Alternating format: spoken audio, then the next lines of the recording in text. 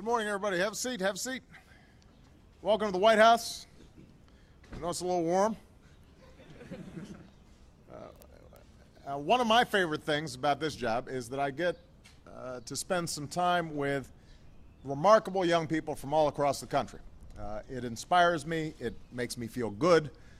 Those of you who've had to put on suits and ties and show up at the White House first thing on a Friday morning may not feel the same way I do, but I appreciate all of you being here. You cleaned up very well. And these students and graduates are here to talk about something that matters to millions of young people and their families, and that's the cost of a college education. Because this isn't just critical for their futures, but it's also critical for America's futures. Over the past 4.5 years, we've been fighting our way back from a financial crisis and an incredibly punishing recession, the worst since the Great Depression. And it cost millions of Americans their jobs and their homes, the sense of security that they'd spent their lives building up. The good news is today our businesses have created nearly 7 million new jobs over the past 38 months. 500,000 of those jobs are in manufacturing. We're producing more of our own energy, we're consuming less energy, and we're importing less from other countries. The housing market is coming back. The stock market has rebounded. Our deficits are shrinking at the fastest pace in 50 years. People's retirement savings are growing again. The rise of healthcare costs are slowing. The American auto industry is back. So we're seeing progress. And the economy is starting to pick up steam. The gears are starting to turn again, and we're getting some traction. But the thing is, the way we measure our progress as a country is not just where the stock market is. It's not just how well the folks at the top are doing. It's not just about the aggregate economic numbers. It's about how much progress ordinary families are making. Are we creating ladders of opportunity for everybody who's willing to work hard? Are we creating not only a growing economy, but also the engine that is critical to long-lasting, sustained economic growth, and that is a rising, thriving middle class. That's our focus. That's what we've got to be concerned about every single day. That's our North Star. And that means there are three questions we have to ask ourselves as a nation. Number one, how do we make America a magnet for good jobs in this competitive 21st century economy? Number two, how do we make sure that our workers earn the skills and education they need to do those jobs? And number three, how do we make sure those jobs actually pay a decent wage or salary so that people can save for retirement, send their kids to college? Those are the questions we've got to be asking ourselves every single day. So we're here today to talk about that second question. How do we make sure our workers earn the skills and education they need to do the jobs that companies are hiring for right now and are going to keep hiring for in the future? We know that the surest path to the middle class is some form of higher education. A four-year degree, a community college degree, an advanced degree. You're going to need more than just a high school education to succeed in this economy. And the young people here today, they get that. They're working through college, maybe just graduated, and earning their degree isn't just the best investment that they can make for their future, it's the best investment that they can make in America's future. But like a lot of young people all across the country, these students have had to take on more and more and more debt to pay for this investment.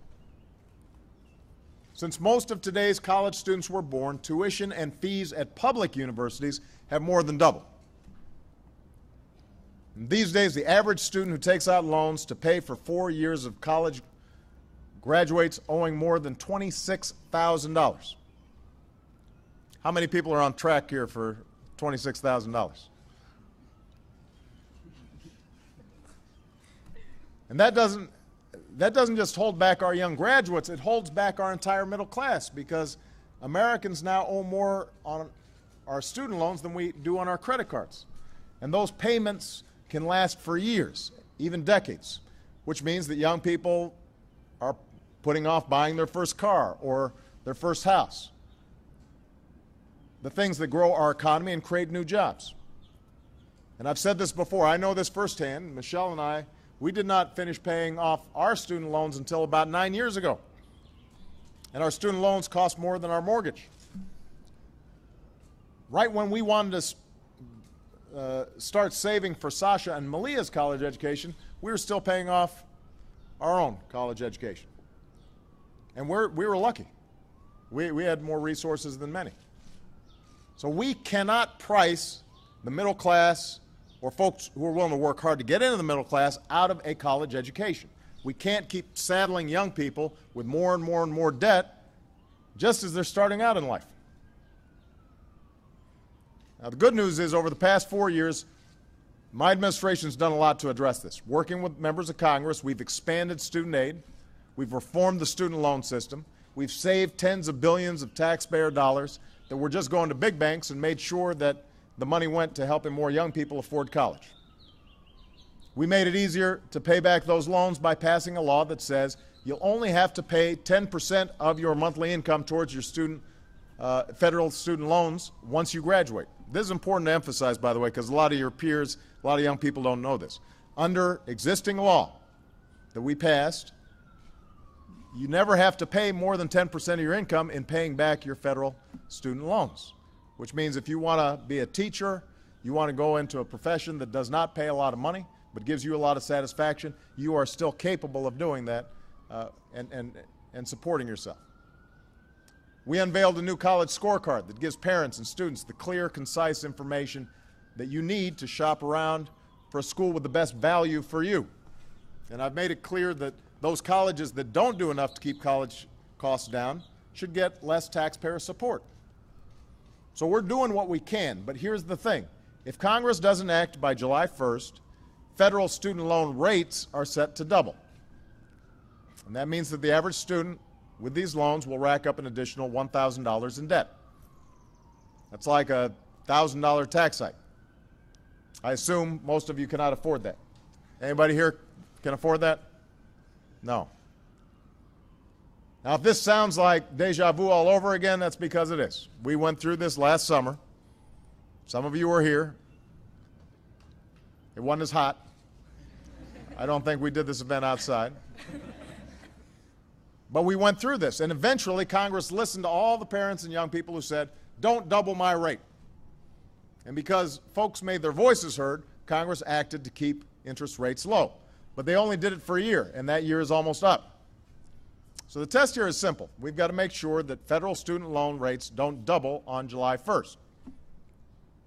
Now, the House of Representatives has already passed a student loan bill, and I'm glad that they took action, but unfortunately, their bill does not meet that test. It fails to lock in low rates for students next year. That's not smart. It eliminates safeguards for lower income families. That's not fair. It could actually cost a freshman starting school this fall more over the next 4 years than if we did nothing at all and let the interest rates double on July 1st. So the House bill isn't smart and it's not fair. I'm glad the House is paying attention to it, but they didn't do it in the right way. So I'm asking young people to get involved and make your voices heard once again. Last year, you convinced 186 Republicans in the House and 24 Republicans in the Senate to work with Democrats to keep student loan rates low.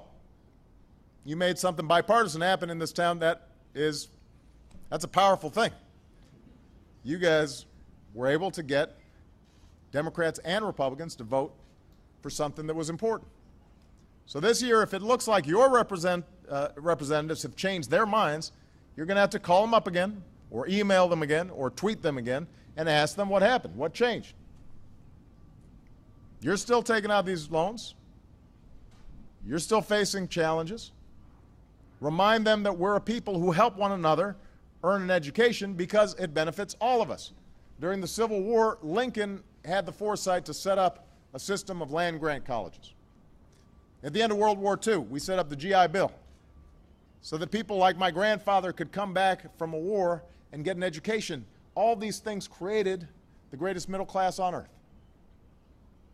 My mom, a single mom, was able to get the support that she needed through loans and grants, even while she was also working and raising 2 kids, to get her degrees.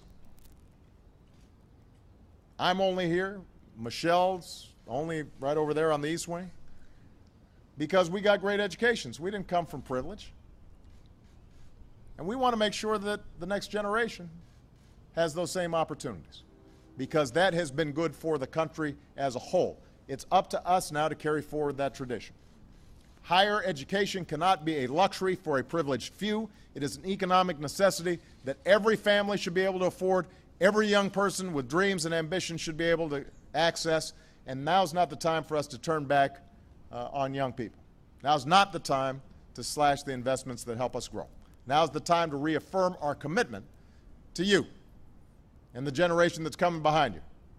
And that if we work together to generate more jobs and educate more kids and open up new opportunities for everybody who's willing to work and willing to push through those doors of opportunity, America can't be stopped.